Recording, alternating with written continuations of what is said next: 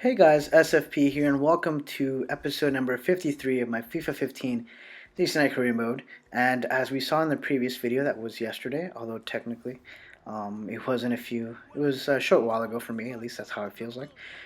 We had a league game, and we also had an international World Cup qualifier. And I was going to say international friendly, but you see, I saved it there, guys. I saved it before I became an idiot there.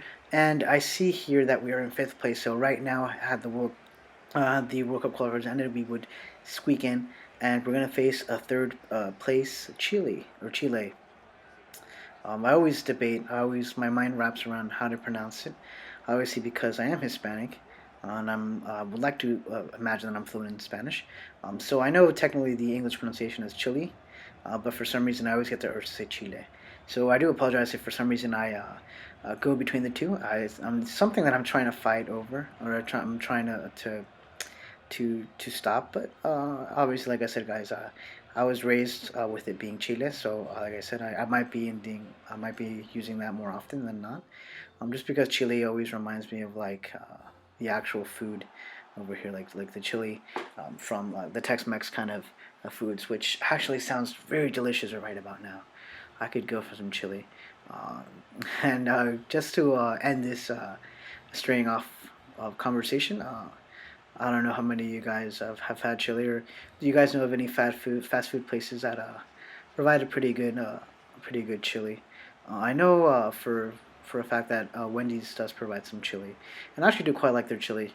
Unfortunately, it didn't pass my brother's or my sister's test, but I think it's fair enough, especially for the quantity, monetarily speaking, that I'm paying for. I think it's a decent chili. But anyways, enough about food, guys. Let's go back to the game here against Peru. And I guess speaking about food, Peru has very good food, and obviously I'm spoiled in that sense because I am Peruvian, guys. And anyways, we're gonna see Chile here with Mauricio Isla, the right back from I believe it's Juve. And you have Eduardo Vargas. Now, Eduardo Vargas is a player that I really admire. I really like the way he feels in the game. Actually, is very spectacular. I know I've used him actually a couple times here in my career modes for leisure, and so maybe just maybe in the upcoming career modes that I have, I'll probably be using him on any chance that I get. And we see here that Araujo has the ball here, passes the ball, but nothing comes of it. And I'm using Araujo here because I want to get a feel for Araujo because technically I still don't know exactly how good he is, and so the more games I see him play, the better of an understanding I have with him. And we see here a dangerous amount of opportunities for Chile, but Chile just can't seem to get in the back of the net, guys, and that's something that has benefited us at the moment, that these teams don't seem to be very good offensively, or they don't seem to be as clinical as they should be. And granted, I'm pretty sure if this was legendary, then I would definitely get punished for some of these opportunities that they've squandered. But that isn't the case here, and this is world class. And so far, so good. I'm liking it. Like I said, I played the demo for FIFA 16, and in the demo, I didn't do so hot when it came to this. And here, what a nice lobbed pass, and what a great shot by Carrillo. And that is 1-0, guys. And I am in awe. When I saw this happen, I was like, what in the world just happened? How did I do that? Or how did that happen? It was a nice little, it didn't even hit the ball. It was just one of those amazing setups that I'm at a loss for words at. I don't know how to describe it, but everything about it is just spectacular, and I'm pretty sure. Um, I'm trying to get my inner. Oh my God, what's this commentator's name from Gold TV and BN Sports now?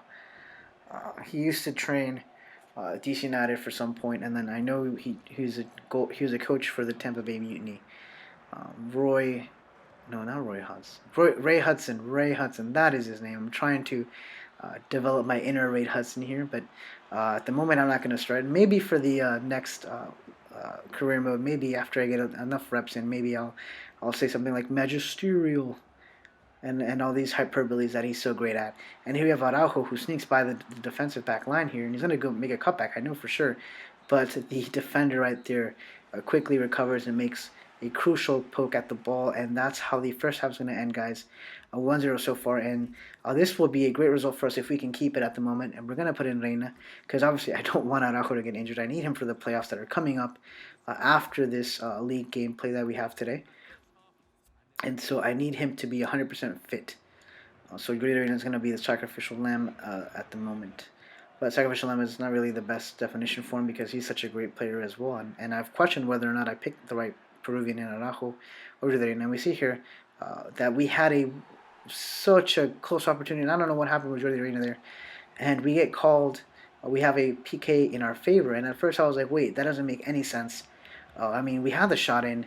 It didn't exactly hit us too hard. But then you see at the replay here that number 4 just decides to be the next Karate Kid and basically swan kicks him, I believe, or crane kicks him um, there at the moment. And for some reason, that's going to be a PK for us, guys. And that is one of the weirdest fouls I have ever seen. But I'll gladly take the PK here, guys. And we have an opportunity to get a 2-0 lead here against Chile, the third place team in the qualifiers at the moment. And we miss. I couldn't believe it, guys. I cannot believe it. And technically, it wasn't specifically a well-placed kick.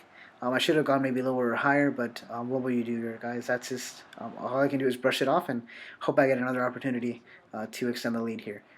Anyways, you see here with Alexis Sanchez, the quick, pacey Alexis Sanchez passes the ball nicely to Pinilla. Pinilla scores. I can't even speak right now. He scores and he starts celebrating. But as we can see quickly by the scoreboard, it does not change, and that is because he is offsides, guys. He is offsides, and that could have been the decider. That could have been the play that changed the momentum towards Chile's side. But luckily, he was way out of position, so no goal for him, unfortunately, and we still have the 1-0 lead, trying to get that win here. And we have here Carrillo. Carrillo finds that opportunity. He's going to pass it to Reina. Reina heads the ball too softly in the hands of Toselli. And I wonder where is Claudio Bravo here, actually. I'm pretty sure he's not too old. He should still be playing. Anyways, we have Mauricio Islas pass it to Pinilla. Pinilla headers again, but nothing too hard for Gajesse there, and he's going to control it, and he's going to put it back in play as per usual. And we have here Tapia, the holding midfield that we put in for Velarde. Passes it to Jordi Reina. Jordi Reina is going to put his speed at test. He's going to test it out. He's going. He finds the shot there, and it goes. And my left back Hurtado was right there. And for some reason, he was just not quick enough to get the rebound. But anywho, we still have possession of the ball. We're going to go for the play. We're going to go pass it to Hurtado again. Hurtado's going to get another opportunity. He's going to cut back. He's going to go for the shot, a weird shot at all. And then, for some reason, I stumbled upon it. And 2 kicks, and what a great save by the goalkeeper, and then what a great save by the defender. And here in the last few minutes of the game, we have Jordi Reina. Jordi Reina's going to blow past his defender here. Nothing he can do about it. This is the pace that I was talking about for Jordi Reina. And he slots it back in the net, and that is 2-0, guys. And that, I believe, is game. And like I was praising before, Jordi Reina is so quick, and I feel a little guilty at the moment because I kind of disapprove of players, or when I mean players, I mean YouTubers, who basically exploit the pace, the speed of players. Because I don't want to be that type of a YouTuber, guys. I kind of want to differentiate myself a little bit, and so I don't want to buy all these quick players. But I'm kind of forced to do it just because I want to get positive results. And one of the easiest ways to get positive results is to get goals. And one of the easiest ways to get goals is to be quicker than your defender. But like I said, guys, I don't want to say I frown upon it. It's just not my thing. I don't want to do it. I don't want to feel like I'm taking the easy way out, and by no means am I saying it's the easy way out. I'm just saying, for me in particular, I kind of want a bit more of a challenge. I want something different, obviously, because all I see here is people just buying the speediest players. They just go for pace, and I kind of want to go for pace. I kind of want to go for ball control, that kind of stuff, and finishing. Finishing would probably be my most important quality that I find in a striker here. And we're going to play the last match of the season against the Philadelphia Union. And we see there quickly on the table, we are 1 point off the Columbus Crew, who have gained number 1 in the East. And so if we win and they tie, then we'll regain the first spot here. But if you guys see clearly here, I'm actually going to make a couple changes here. I don't want to get the first place anymore, just because the likelihood of that happening, and depending on the results of the Columbus Crew, I don't want to bank on that. And I don't want to also risk any injury. So I'm going to play more of a reserve side here, because I already clinched the playoff, guys. I'm obviously going to get top 2 at least here, as we see here. I guess there's not for certain that we're going to get the top 2, but we're at least going to make it the playoffs. That's a given, guys. And that's something that I actually was worried about in the beginning of the season because with the level switch, I feared that I wouldn't be good enough to make the playoffs. And I think for people that are adjusting to levels, I think the MLS is probably the best league to play in because you don't have that uh, pressure of having to be the number one in the league. And I know some people have issues with it that uh, the winner of the supporter shield, which is known as the trophy here given to the league leaders, should be the one that carries more importance. But here in America, or I should say in the U.S., excuse me, because America is the whole continent. I do apologize for that. Here in the U.S., we value more the playoff team, and I'm okay with that for that same instance that basically a team can kind of just like have a mediocre season and just peak at the right time. I think that's exciting for me, and I know that kind of pisses people off at the moment. I know there was an instance with the Colorado Rapids when they won their MLS Cup, and I'm not sure what where they were in the league wise, but the fact that they won obviously didn't make people happy.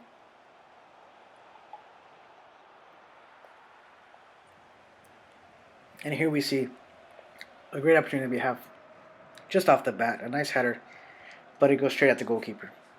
And here on the other side we have Fabinho here from Philadelphia Union, kind of going by my defenders. And lo and behold, Zach Pfeffer jumps high and beats my defender there. Not an issue for him, and that is 1-0 for Philly, guys.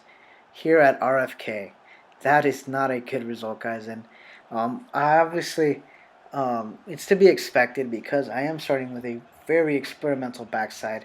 I have two young center backs there in Failhaber, and I want to say, I forget his name at the moment. I think it might be Araujo. Not Araujo, but the center back, this other youngster center back, and I have Speeds as my goalkeeper. So that is a very experimental back line there. And here we got McLaughlin. McLaughlin finds space, finds it to Criswick.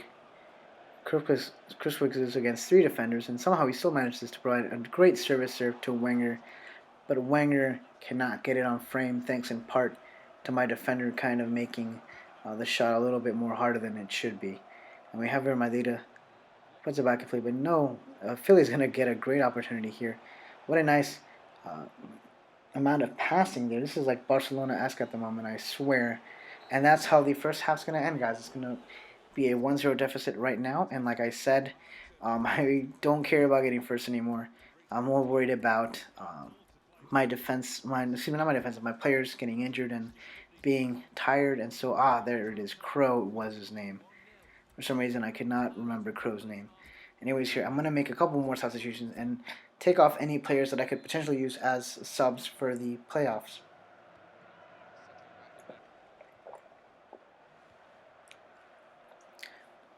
Here we have Gideon Zalalem passes it nicely to Loperto. Loperto passes it to Aguilar. Aguilar's going to go by his goalkeeper. And again, the actions are too fast for me to actually announce, guys. And this goal itself was very exciting for me because I've never actually gone around my goalkeeper before. Gone around a goalkeeper, I should say. And so the fact that I pulled it off, and with Aguilar of all people, it just was the icing on the cake, guys. And that is the equalizer. That is what we need. This is the goal that might change the momentum and maybe, just maybe, gives us or propels us to get that second goal and put this game away and possibly clinch the top spot. Even though I'm saying, guys, I really don't mind not getting first, but obviously I'm going to do the best I can to get it. And here we see a dangerous opportunity by Lahoud. Lahoud still has the ball and he shoots, but it's just wide. And I'm not sure what's wrong with his shooting boots because that should have been a dangerous opportunity, a crucial opportunity that they had there, and apparently they just wasted it. And wasted it by wasted, I mean, it got deflected. And here's a great corner kick that isn't really that great, guys. And here we see a nice collection of passes there, and Lahoud again just can't seem to get it on frame. And here we have Spees, the youngster, putting the ball back in play. And we have Madeira here with Aguilar. Aguilar's going to pass it to Martin. Colin Martin's going to make a cutback. He's going to go for the shot, and the shot's just a little too wide. Great idea, though. We have to test the goalkeeper from outside because we're obviously not going to be able to get in as often as we'd like. They've been very solid at the defensive back there. And so, since we're not going to get in, we might as well test a goalkeeper out there and have some long distance shots, guys. And here we have another opportunity, and Phillies is going to put it back in play. And as the game unwinds, this will be the last opportunity. But I believe the uh, whistle will be blown momentarily, and that is how this game unfortunately is going to end, guys. It's going to be a 1-1 draw. I can guarantee that I didn't make the first place East, but that doesn't matter, guys. Like I said previously, the East winning the East would have been great, but towards the end here, I'm just happy that I've made the playoffs. And we see here that Luperto was happy about getting that game there, and that's fine, guys. I'm here to serve, guys. And here we see two important notes here: the performance review of Peru, and basically the deadline to sign again. And like I said, guys, this is the last season, so there are some friendlies that are coming up for Peru, but I kind of want to speed this up a little bit quicker than it already is, and so I am not going to sign with Peru to take them to the next step here. And as we put the stall there on the contract for Peru, we're definitely going to get a couple more offers from other countries. We just saw one from Cameroon. And we see here that Bill Hamid actually wants a boost in his raise as well. We have here the people that are leaving, and Longo wants the shot, and obviously Longo's going to get it because he's one of our best strikers here. And we're going to take care of this first before we move on with anything else. And I think Bill Hamid definitely deserves a contract extension, although I don't think his amount, is not going to increase at all. But hey, he asked about his wage. His wage's not going to change, so he better not complain, because I typically go with the suggested amount. So he's suggesting 30,000, which he already has. So if he complains, then he can just shove it up his ass, because I'm listening to you, Bill Hamid. So you better damn accept that contract. Ooh, and Daniel Cooper, they're growing very nicely. Here, Halsey is going down. Chris Pontius is slowly growing, actually, and even Velarde grows as well. And Longo, who's been a great acquisition so far, I'm very happy with him. He actually has boosted up by 4, so he started off at the level 70 overall, and now he's level 74, so that is amazing. And Sean Philhaber as well is growing really nicely, and might replace Birnbaum later in the future had we continue with this career mode. But anyways, guys, that's it for this video, as I leave you now with these remaining views. Anyways, thank you for watching, and stay tuned for tomorrow for the next videos.